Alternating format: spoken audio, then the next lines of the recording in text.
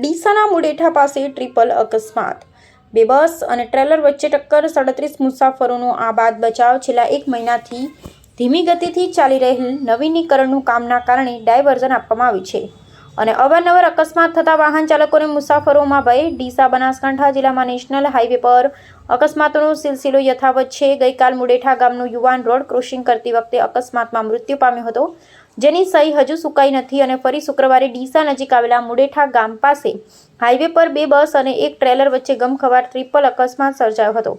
આ દુર્ઘટનામાં 37થી વધુ મુસાફરોનો ચમત્કારિક બચાવ થયો છે, જ્યારે એક બસનું ચાલક ઘાયલ થયો છે. રતનપુરાથી ખોડલા વચ્ચે નેશનલ હાઈવે 27 પર રોડ નવીનીકરણનું કામ ચાલી રહ્યું હોવાથી ડાયવર્ઝન આપવામાં આવ્યું છે. આ દરમિયાન ડીસા તરફથી 2 બસ જઈ રહી હતી, જેમાં પાછળની બસે ઓવરટેક કરવાનો પ્રયાસ કરતા સાઈડ કાપી હતી.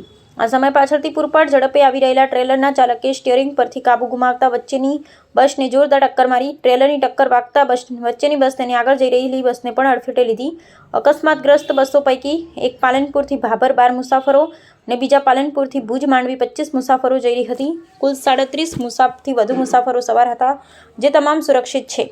આ ઘટનામાં મુસાફરોએ બૂમાબૂમ કરી હતી અને વચ્ચેની બસના ચાલક પાલનપુરથી ભુજ માંડવીના ડ્રાઈવર અજયદાન મનહરદાન ગઢવી રહે ગોંડલ રાજકોટને પગના ભાગે ગંભીર ઇજાઓ પહોંચી હતી. તેમને તાત્કાલિક 108 એમ્બ્યુલન્સ મારફતે ભીલડી સામૂહિક આરોગ્ય કેન્દ્ર ખાતે સારવાર માટે ખસેડવામાં આવ્યા છે. અકસ્માતના પગલે હાઈવે પર વાહનોની લાંબી કતારો લાગી ગઈ હતી અને અડધા કલાક સુધી ટ્રાફિક જામ રહ્યો હતો. સ્થાનિક લોકોના ટોળેટોળા ઉમટી પડ્યા હતા. બાદમાં ક્રેન બોલાવી અકસ્માતગ્રસ્ત વાહનોને હટાવી માર્ગ ખુલ્લો કરવામાં આવ્યો. અહેવાલ વજીરામ કે જોશી, ભીલડી.